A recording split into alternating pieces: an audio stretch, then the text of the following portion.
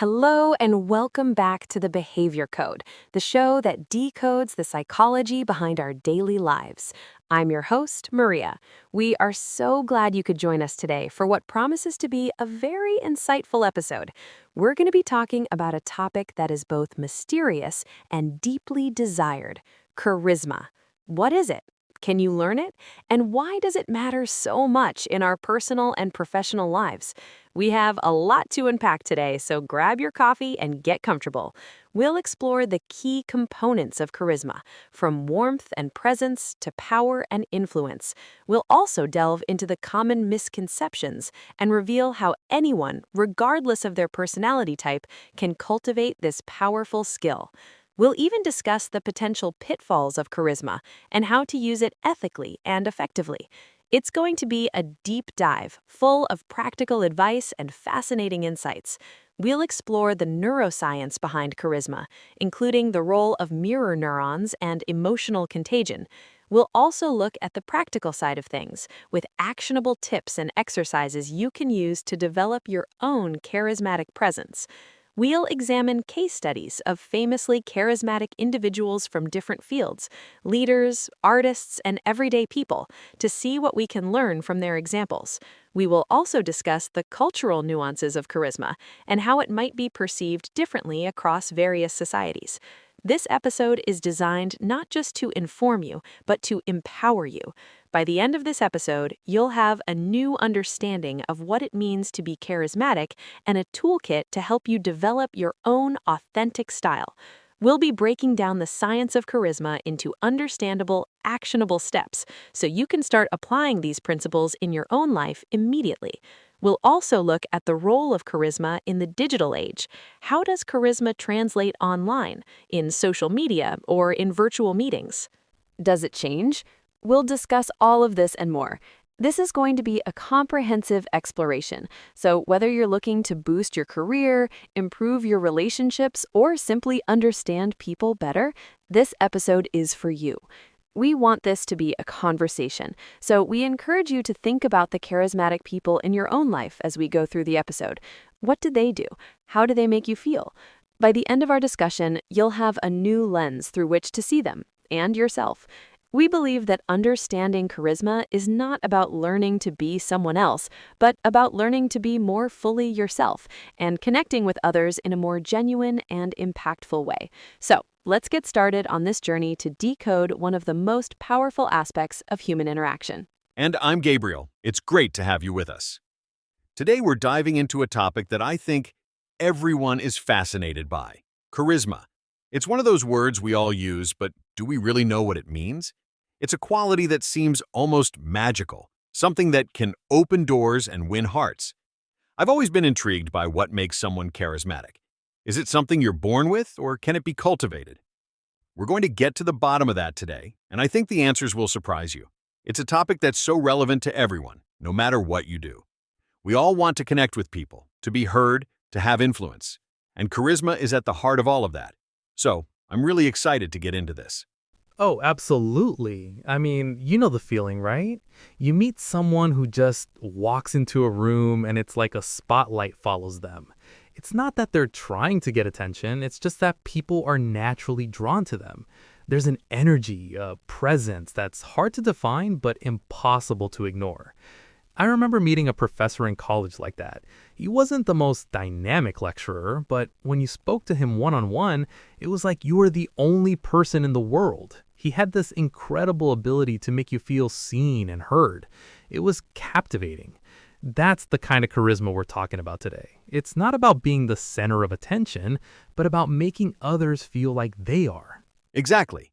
And it's so strange because they're not always the loudest person, or, the most traditionally attractive, or even the smartest one there.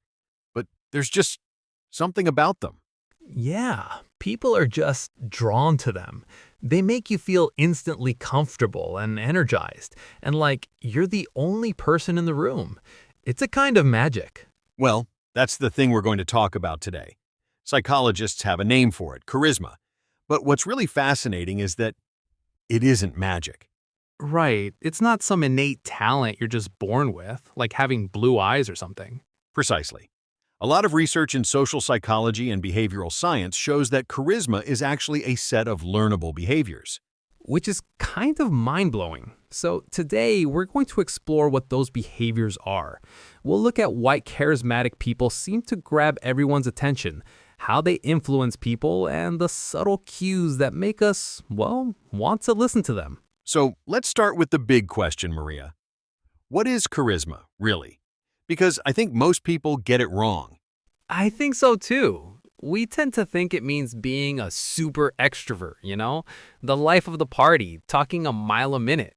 But that's not the psychological definition at all. No, it's much more about the other person. Psychologists describe charisma as the ability to make other people feel important, valued, and emotionally engaged. It's about how you make them feel, not about how much attention you can get. That's such a huge distinction. And the research points to 3 specific experiences that charismatic people consistently create in others. It boils down to presence, warmth, and power. Let's break those down. Presence. What does that mean in this context?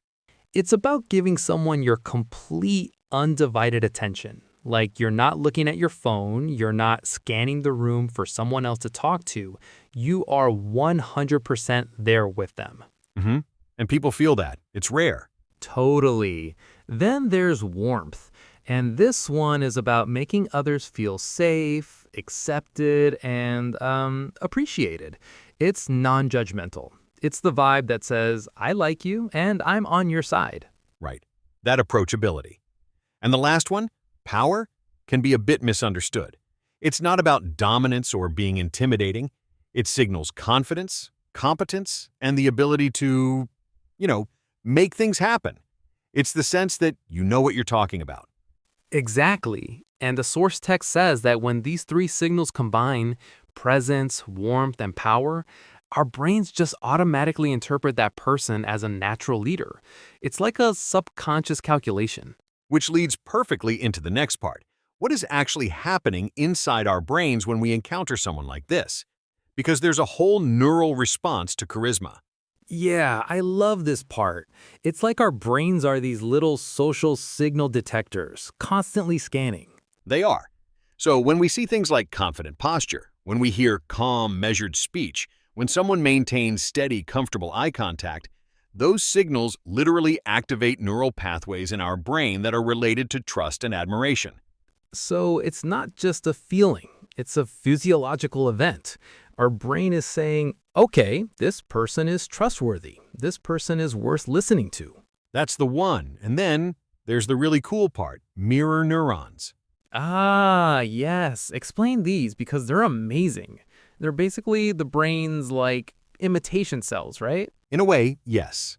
Mirror neurons are brain cells that fire both when we perform an action and when we see someone else perform that same action. But they also apply to emotions. Neuroscientists have found that they cause us to subconsciously mimic the emotions of people we're observing.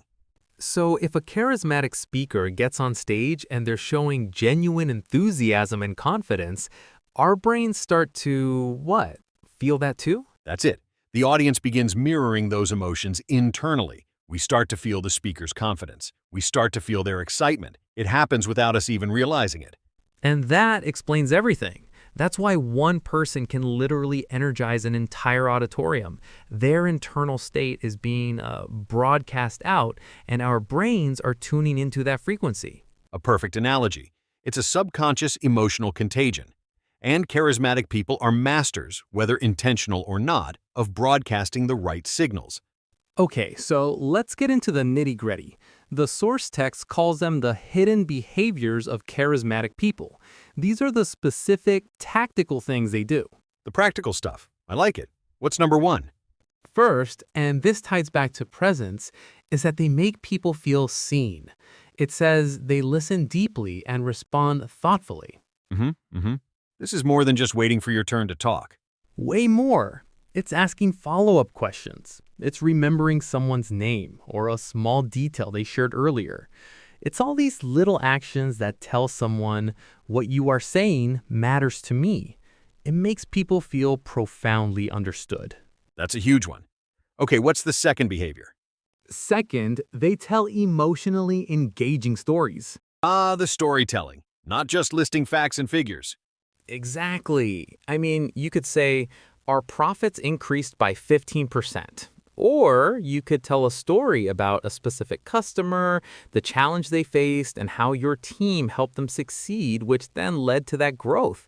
The second one is so much more memorable. Right, because stories activate more parts of the brain than just facts.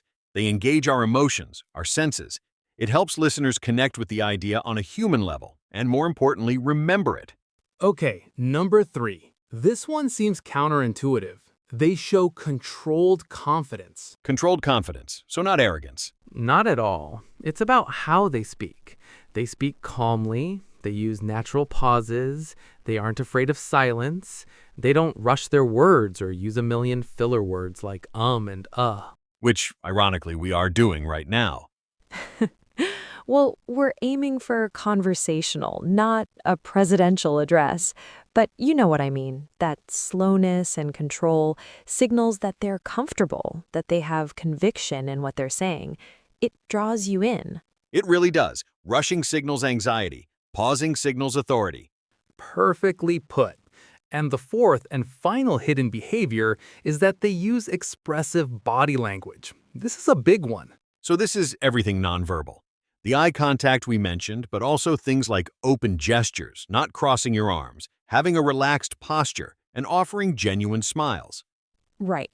All of those things subconsciously signal confidence and, importantly, approachability. It's a nonverbal way of saying, I'm open, I'm friendly, you can trust me. So you've got these 4 things: making people feel seen, telling stories, controlled confidence, and expressive body language. It's starting to paint a very clear picture. It really is. But that brings up a deeper question. Why? Why are our brains so tuned into this? What's the, evolutionary reason we're so attracted to charisma? The evolutionary perspective is really compelling. If you think back to early humans, survival depended on the group. You needed to quickly identify who was a good leader, who could guide the group through challenges, find food, or handle threats. Okay, that makes sense. There wasn't time for a long interview process. Chuckles. Exactly. So individuals who inspired trust and coordinated the group effectively, they were a massive asset. They literally increased the chances of survival for everyone. So our brains basically developed shortcuts to recognize those leadership signals: confidence, warmth, clear communication, as quickly as possible. That's the theory, and that programming is still with us. So today, when someone appears charismatic, our minds instinctively, subconsciously, treat their ideas as more influential and important. It's an ancient survival instinct playing out in a modern boardroom or at a party. Wow. That also helps explain the dark side of charisma, doesn't it? Because if our brains are wired to just automatically trust these signals, that can be exploited. It's a crucial point. Charisma is a tool, and it's powerful, but it's neutral. It can be used for good or for ill. Throughout history, you can find countless examples of charismatic individuals who manipulated people or led them toward harmful decisions because they knew how to push the right buttons. So, understanding the mechanics of charisma isn't just about learning to be more likable. It's also about being a more discerning consumer of influence. It helps you recognize when you're being persuaded by the substance of an idea versus just the slickness of the delivery. An excellent way to put it. It's about appreciating the benefits while staying aware of how it all works.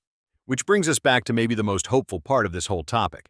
The part we mentioned at the very beginning. Can charisma actually be learned?